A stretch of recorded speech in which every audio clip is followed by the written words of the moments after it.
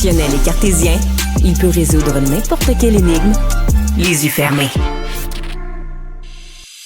En rétrospective, pas besoin d'autres témoins, là. C'est vrai que ça a pris une débarque sur un moyen temps. Il faut maintenir cette petite tension-là, c'est toujours payant. Yasmine Abdel-Fadel. Bonjour Yasmine. Bonjour Mario. Mark Carney s'était déjà distancié du gouvernement Trudeau par des politiques, là, la taxe carbone ou autre qui changerait. Mais là, il est allé une coche plus loin dans une entrevue à Radio-Canada, là, en se comparant personnellement à Justin Trudeau. Ah oui, il est allé... moi, j'ai trouvé ça dur envers Justin Trudeau, à qui il veut succéder. En fait, il dit qu'il allait être un meilleur premier ministre d'un point de vue de l'économie. Il l'a critiqué sur l'augmentation du nombre de fonctionnaires, sur le taux d'augmentation, une augmentation de 35%. Il l'a critiqué là-dessus. Il l'a critiqué sur les dépenses opérationnelles versus les dépenses d'infrastructure. J'ai trouvé que l'attaque était... est-ce qu'elle était nécessaire? Peut-être aujourd'hui pour vouloir se distancer avec Justin Trudeau, mais c'était aussi une attaque envers Chrystia Freeland, parce que lorsque Patrice Roy lui a demandé est-ce que Chrystia Freeland a un avenir comme ministre des Finances au sein de votre gouvernement, il a dit c'est elle qui était ministre des Finances, pour dire c'est elle qui porte ce bilan-là.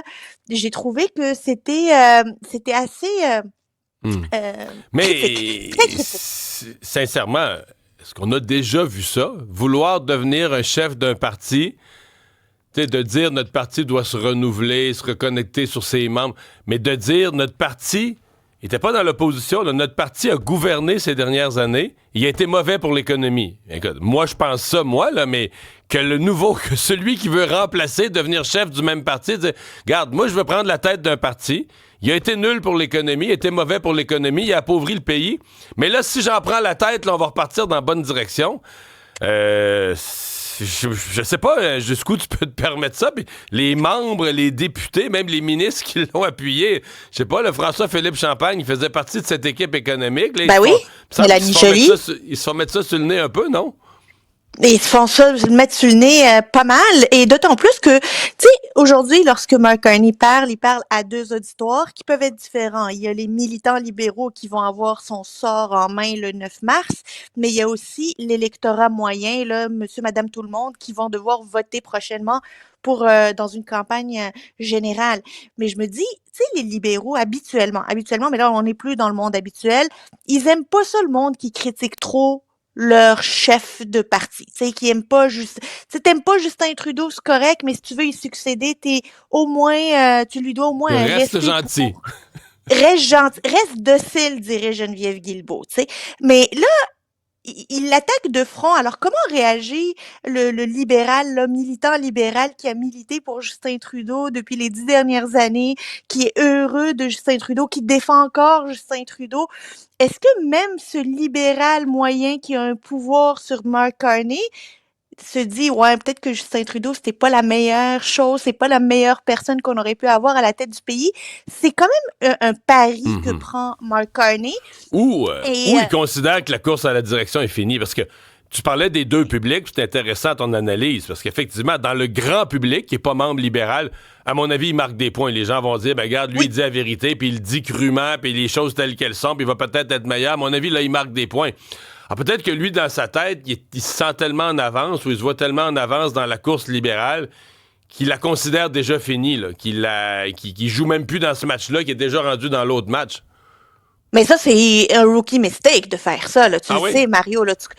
Il y a déjà. À moins que tu as des chiffres que tu as 80% des votes, puis t'es tellement plus serré du tout, là.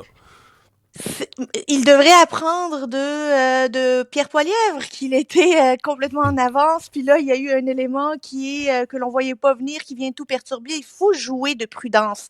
On peut pas insulter le passé lorsqu'on veut demander à ces mêmes personnes-là qui ont fait élire Justin Trudeau, nous élire en tapant sur Justin Trudeau. Il veut quand même lui succéder. S'il n'est pas d'accord avec la manière libérale de faire, c'est peut-être pas le bon parti, là. C'est peut-être quelqu'un qui aurait dû se présenter au leadership conservateur, diront certains libéraux fédéraux qui voient ça, puis disent, es-tu en train d'insulter tout ce qu'on a fait dans les 10 dernières années?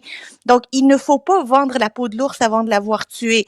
Monsieur Carney doit convaincre d'abord les libéraux Et très peu de temps après, le reste de l'électorat, il faut faire ça de manière cohérente. Donc, c'est un pari, mais je trouvais ça violent pour vouloir succéder à Justin Trudeau, de lui assainir des points comme ça. D'ailleurs, j'ai l'impression qu'il y a eu plus de critiques envers Justin Trudeau qu'envers Pierre Poilievre, par ailleurs. Bon. Chrystia Freeland, qui, elle, a fait une proposition sur l'immigration. Je regardais ça, Mario, puis je me disais, est-ce qu'elle était ministre des Finances sous un gouvernement libéral pendant aussi longtemps?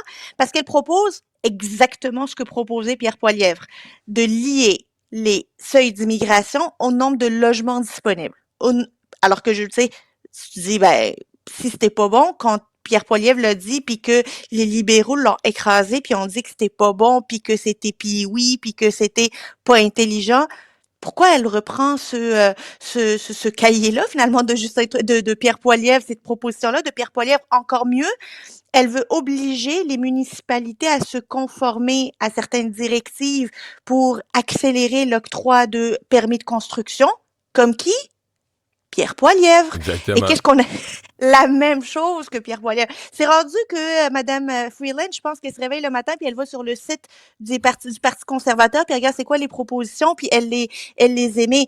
Mais là, il y a eu aussi une question on en a peu parlé pendant cette campagne, cette course-là, là, mais toute la question des relations interprovinciales.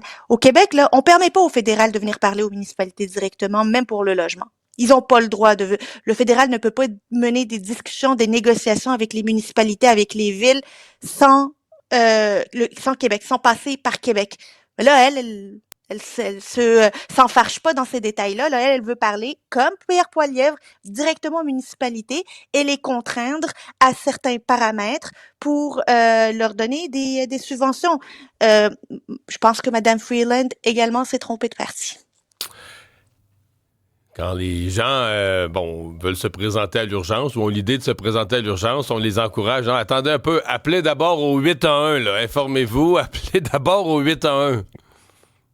Il y a un dossier, un texte intéressant dans la presse ce matin. Appelez le 811 parce que le 811 va pouvoir vous aider si c'est urgent de vous trouver un rendez-vous chez un médecin de famille dans votre région. Mario, 90 minutes en moyenne d'attente pour le 811.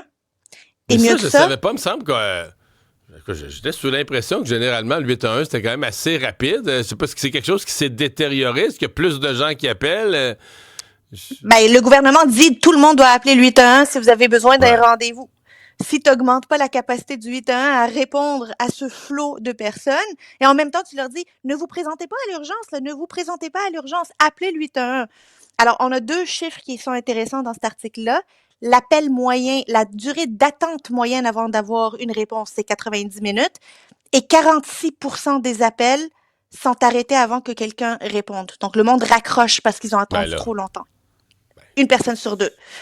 Là, il y a un problème, là. C'est que même au téléphone, ça fonctionne plus, même de chez vous. Alors, faut pas s'étonner de voir le monde aller à l'urgence. Ils ont pas de médecin de famille. Ils ont pas de rendez-vous chez un médecin dans un GMF.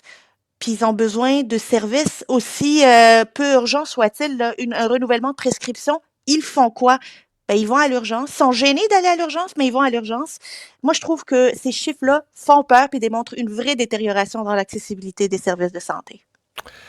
Et là là. Yasmine, merci.